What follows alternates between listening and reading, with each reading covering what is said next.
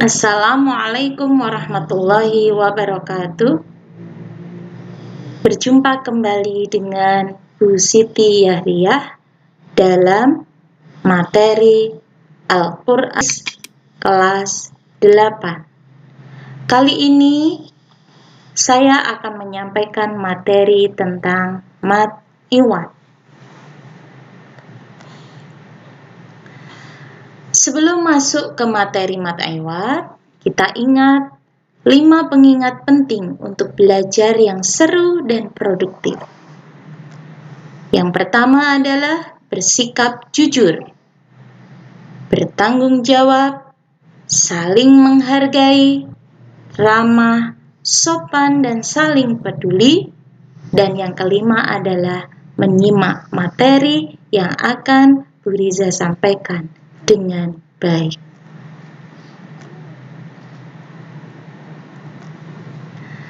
Kali ini, dalam video, Bu Riza akan menyampaikan indikator pencapaian kompetensi sebanyak 5. Indikator yang pertama dalam video ini adalah anak-anak dapat membaca Al-Quran sesuai ilmu tajwid yang benar dengan khusyuk.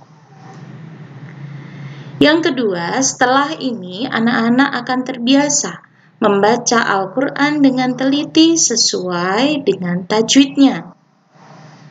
Dan indikator pencapaian yang ketiga adalah setelah menyimak video ini, anak-anak dapat menjelaskan pengertian mad iwad dengan benar, lalu menjelaskan ketentuan bacaan mad iwad dengan benar, dan yang kelima, anak-anak dapat menentukan contoh bacaan mad iwad dengan benar. Baik, kita akan mulai masuk ke indikator pencapaian yang pertama. Allah Subhanahu wa Ta'ala berfirman, dan bacalah Al-Quran secara perlahan-lahan.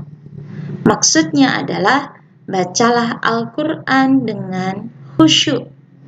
Hal ini sesuai dengan Al-Quran Surah Al-Muzammil ayat 4. Masuk indikator yang kedua, belajar ilmu tajwid, hukumnya fardu kifayah, seperti yang anak-anak lakukan hari ini ketika menyimak video materi mad iwad ini.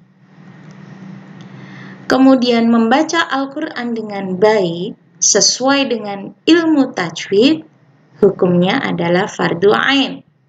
Jadi, selesai menyimak video materi ini, harapan Bu Riza anak-anak dapat membaca Al-Quran dengan baik sesuai apa yang sudah kalian simak kali ini tentang mad iwad, karena hukumnya adalah fardu ain.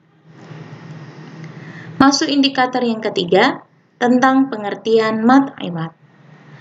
Mad iwad pengertian menurut bahasa dan istilah. Menurut bahasa, mad artinya panjang, sedangkan iwad artinya pengganti. Pengertian mad iwad menurut istilah adalah mad yang terjadi apabila ada fathah tanwin berada di akhir ayat atau tanda waqaf. Nah, di indikator yang keempat akan Bu Riza bahas tentang ketentuan mad iwad. Yang pertama, terjadinya mad iwad bila ada fathah tanwin di akhir ayat diikuti alif, sehingga dibaca dengan panjang 2 harokat. Jadi kalau ada fathah tain di akhir ayat diikuti alif, maka cara membacanya adalah panjangnya 2 harokat. Seperti apa contohnya? Ayo, akan Bu Riza jelaskan. Contoh mad iwad. Yang pertama adalah sami'an basiron, tulisannya sami'an basiron. Di akhir ayat itu ro-nya tandanya tanwin diikuti alif.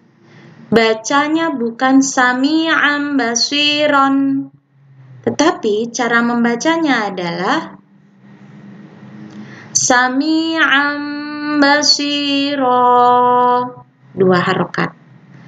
Ron di sini dibaca ro, 2 harokat. Sami'an basiro. Contoh yang kedua, wa nisa'an katsiron. Di akhir ayat diakhiri dengan fathah tain, diikuti dengan tanda alif. Cara membacanya bukan wa nisa'an katsiron, bukan. Tapi cara membaca yang benar karena ini mad iwad adalah wa nisa'an katsiro. Ron di sini dibaca 2 harokat menjadi ro. Wa nisa'an katsiro. Baik anak-anak, demikian penjelasan dari Bu Riza terkait mad iwad. Terima kasih sudah menyimak video ini. Untuk selanjutnya yang perlu kalian lakukan adalah jika ada pertanyaan terkait materi mad iwad ini, silakan ketik di kolom komentar. Lalu jangan lupa like dan subscribe channel Bu Riza ini ya. Selanjutnya kita akhiri dengan membaca hamdalah. Alhamdulillahirabbil alamin. Mutiara hikmah yang akan Bu Riza sampaikan sebelum Bu Riza tutup. Rasulullah Shallallahu Alaihi Wasallam bersabda, barang siapa membaca 1 huruf dari kitabullah, maka baginya 1 pahala kebaikan, dan 1 pahala kebaikan akan dilipat gandakan menjadi 10 kali. Aku tidak mengatakan alif, lam, mim itu 1 huruf, akan tetapi alif 1 huruf, lam 1 huruf, dan mim 1 huruf. Hadis riwayat Tirmidzi. Semoga dengan ini anak-anak semakin termotivasi untuk belajar Al-Quran, membaca Al-Quran, dan juga mengajarkannya. Sampai ketemu kembali di video yang akan datang, di materi yang selanjutnya, yaitu tentang mad lain. Bu Riza tutup. Wassalamualaikum warahmatullahi wabarakatuh.